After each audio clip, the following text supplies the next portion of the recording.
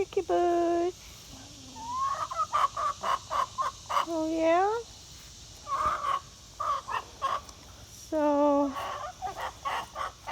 we've got some baby chicks incubating, and we need to make a place for them to live when they hatch. So I'm here today, this weekend actually, to begin construction on a new sleeping system for all the chickens.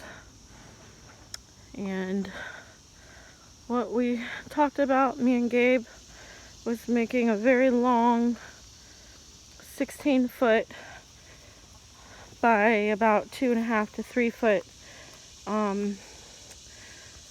sleeping box, much like this one, but not quite as tall.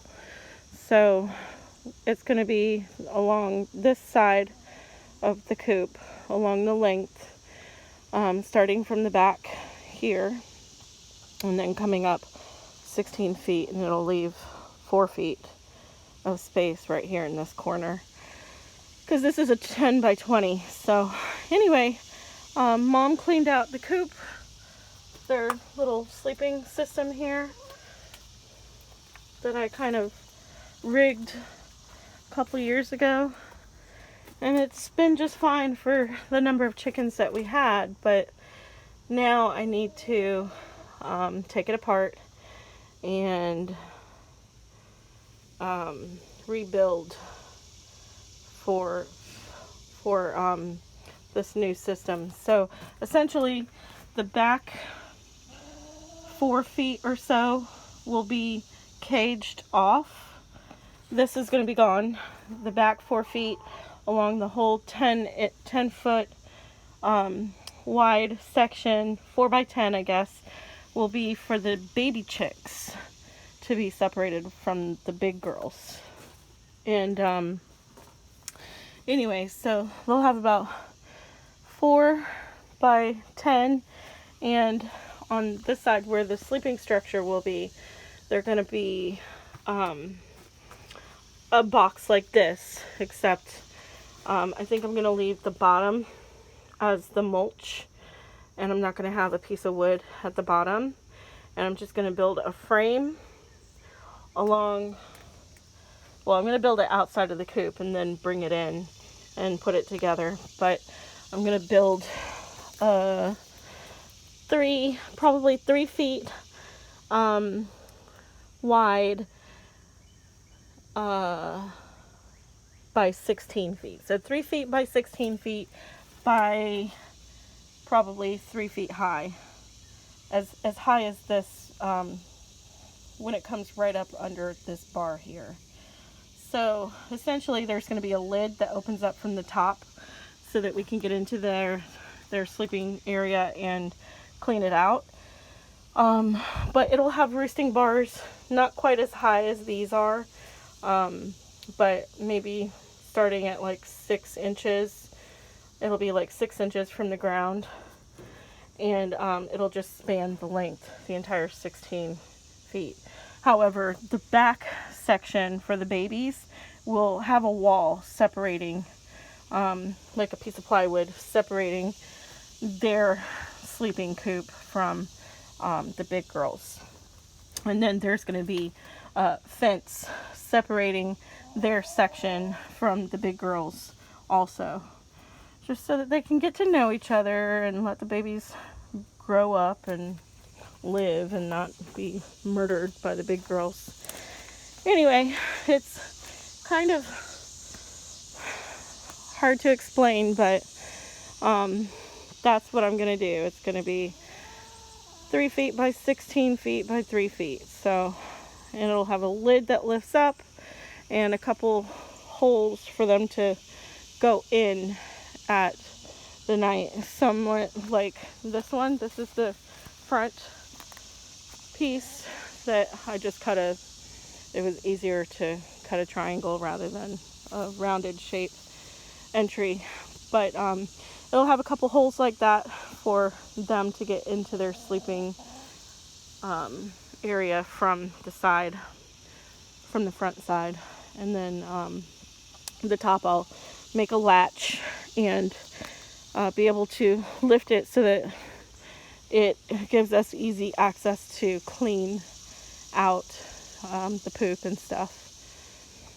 Anyway, so that's what we're working on today. We have to go to Home Depot and grab the some more plywood sheets, some 4x8 sheets of plywood, and some more 2x4s or something of that nature to build the frame. I think on this one I used 3x4s instead of, not 2x4s, but what, it's a little smaller than a 2x4. I think it's a 1x3s or 2x3s, something like that. 1.5x3, I don't know. Whatever the smaller piece of wood is, that's what I bought for the frame, and I think that'll suffice also for this purpose. Anyway, here's a little look at my structure that I built a couple summers ago. Still standing, but not looking pretty at all. Anyway, the chickens are out just foraging, I guess, scratching around.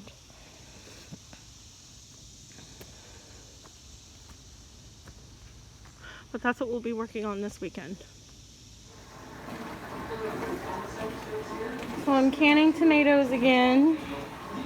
I've already done the yellow tomatoes. I've got a pot cooking on the stove. It's just plain tomato. These are those big old giant Kellogg's breakfast, and there's also a few, the Dr. Witchies. They're both yellow orange tomatoes. And so I'm going to can those. These are all the scraps, the skins and seeds and stuff from the tomatoes. And these are all of the red tomatoes. They're Romas, San Marzanos, and quite a few really big Hungarian hearts. So those are getting ready to go into the blender. I'm going to blend them up, put them in a pot, and start cooking them down to make a thick sauce, because last weekend what I canned, all of those, I didn't have time to cook them down to get all the excess liquid out, so that's what I'm going to do this time, is get a bunch of excess liquid out, so when it comes time to actually use it, I don't have to cook the sauce all day long.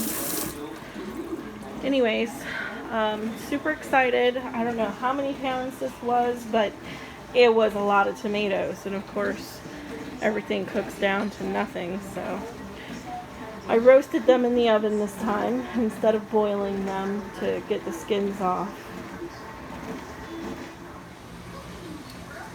So as you can see, I have the red tomatoes in this pot here, all the pasty tomatoes, and this sauce is much thicker already, like from the very beginning, than the yellow tomato sauce.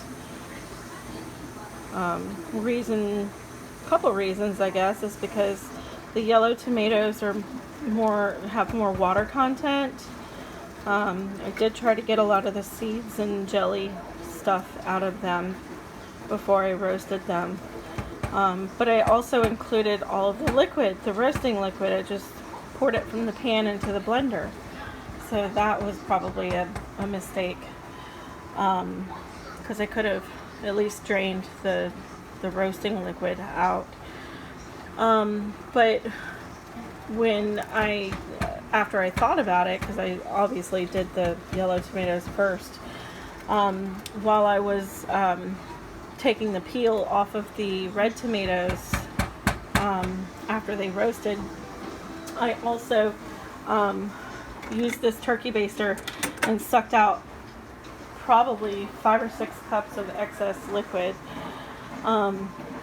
This is the remaining amount. I think I'm going to cook this down and turn it into a sauce. I might make spaghetti, baked spaghetti, or lasagna, something like that, tonight or tomorrow. So I'm going to use that remaining stuff that didn't fit in the pot there, because I didn't want to make another pot of sauce. because we have more tomatoes, tons more. So there's going to be more canning sessions, you know, probably every weekend. But anyway, so this sauce, the red sauce, is definitely going to be ready to can up quicker than this yellow sauce, if that's okay. And there's a lot of seeds in the yellow sauce too, but I am not perfect.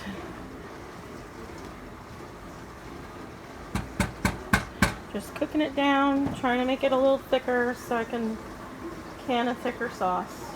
And I just went out and picked all these sun golds from my plant in the front, and I'm going to, Mom gave me her bag of tomatoes, little cherry tomatoes from her Super Sweet 100 plant.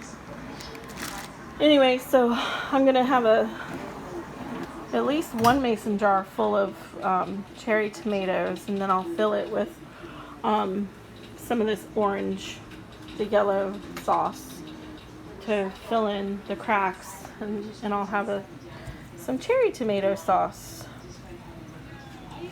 Anyway, I love my tomatoes. Mom's all tomatoed out, but I guess she's been eating a lot of, she has a complex about tomatoes anyway because of all the lectins. But look at how pretty this yellow tomato sauce is. So pretty. That was from last weekend's canning session. I picked some beautiful sunflowers from my plants in the backyard, which I have not shown you recently. Maybe I'll go out in the evening or in the morning tomorrow and show you how big they are now, because I skipped garden tour last weekend and everything obviously is so much bigger. The very front sunflower in front of by my front door is like 12-14 feet tall, and it's just now starting to head, so that's going to be really pretty soon. Alright, so the orange yellow sauce is done. It's thickened up quite a bit. It started at this top line right here, about 1/2 inch from the top of the pan, and I guess it's evaporated about an inch's worth of liquid tomato juice. And this one's still going a little bit. This one still could evaporate some more liquid from it to be a little bit thicker. So that one's going, and I've got the steamer, the canner pot on. It's not quite boiling yet, so I'm going to be canning here pretty soon. I've got a couple mason jars here that are ready to get boiled, and then I picked up a couple more packs. These ones are the small jam jars, and then I got another pack of big mason jars, quart-sized jars. So I'll have plenty. And then I got all these tomatoes washed up, so they're going to go into one of those jars, and then I'll fill it with liquid, the sauce from this orange tomatoes. I've just filled these 2 jars with the tomatoes, the cherry tomatoes that I had, and now I'm getting ready to fill them with the sauce, the orange sauce. So this is the finished product. That's one of the jars with the cherry tomatoes in it, and that's the other one. So I've got 2 Tostitos jars, 5 mason jars. So I'm happy with my product. The sauce is thicker this time, and I'm gonna turn that into some sauce for tonight. I'm gonna make a lasagna. Lasagna.